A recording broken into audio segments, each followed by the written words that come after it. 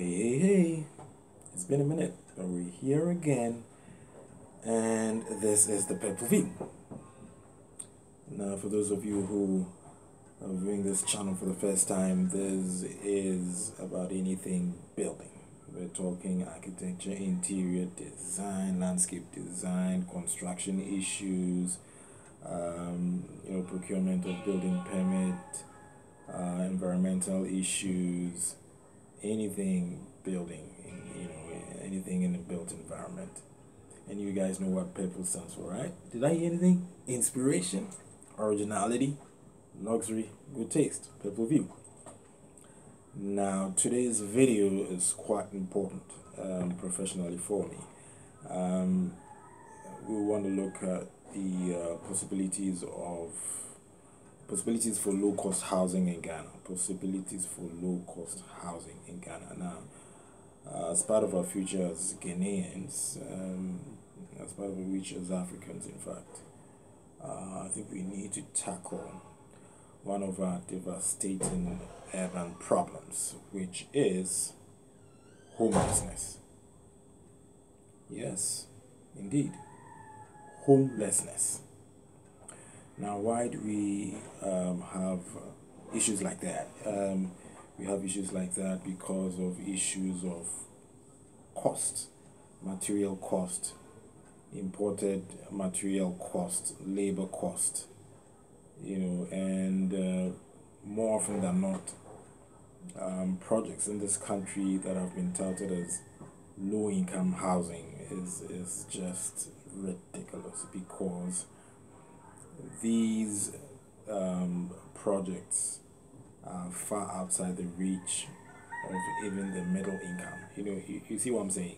Even though they're touted low-cost housing, the medium income earners cannot even afford it, let alone the low-income earners. So obviously, we need to do a bit more with regards to low-cost housing in Ghana.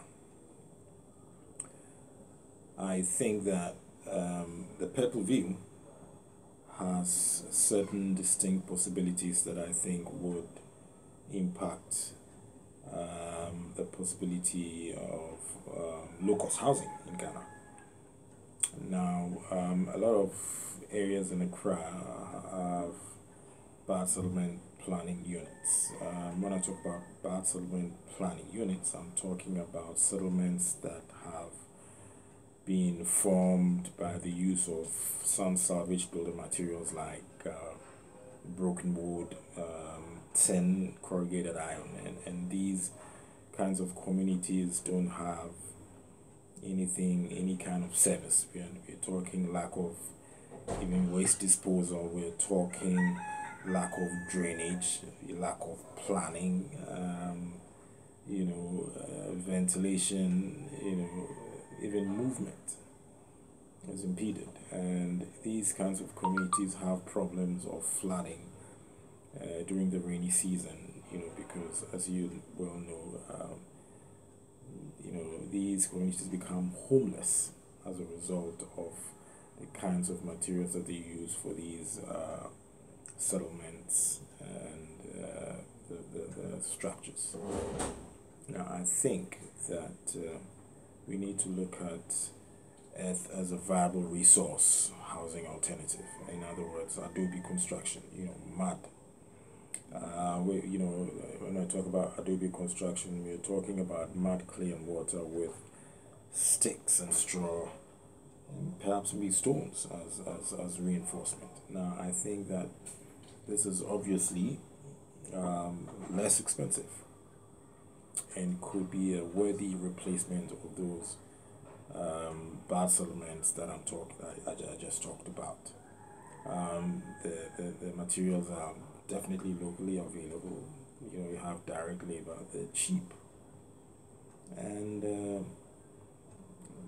the only psychological downside is that generally our people think that the local building materials are inferior, and that once you live in a hut, you don't belong. And I think that it's about time we thrash all those thinking.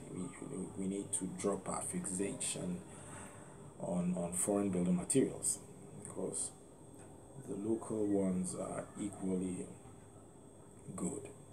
Now, the mud has certain advantages. It's energy efficient. That is, it stays cool when the weather is hot, and it stays warm when the weather is cold. So it's definitely energy efficient. It has better fire resistance qualities than even steel or concrete. Oh yes, you didn't know that, did you? It has better fire resistance qualities than steel or even concrete. It's sustainable and it's durable. I mean, these clay buildings have been in existence for decades. Like even a typical example is the Larabanga Mosque in the northern region. It's been there for years and years. You know what I'm saying? The downside, the only downside I will talk about is the fact that they have low tensile strength, and as a result of that, those kinds of developments don't go beyond the first floor. But definitely, it's a worthy substitute for our, kinds of settlements that we have in various parts of Accra, various parts of the city, and I think that this would definitely go a long way to solve our homelessness issues that we have in this country. Number two, I think that we need to also consider prefab architecture, or in other words, container homes. Now, container homes are another way to reduce the cost of housing. I think, from the little information that I gathered, I think you approximately can save about 40% of building materials. It has shorter construction time. It emits less carbon dioxide. It's better for the environment if properly placed and designed.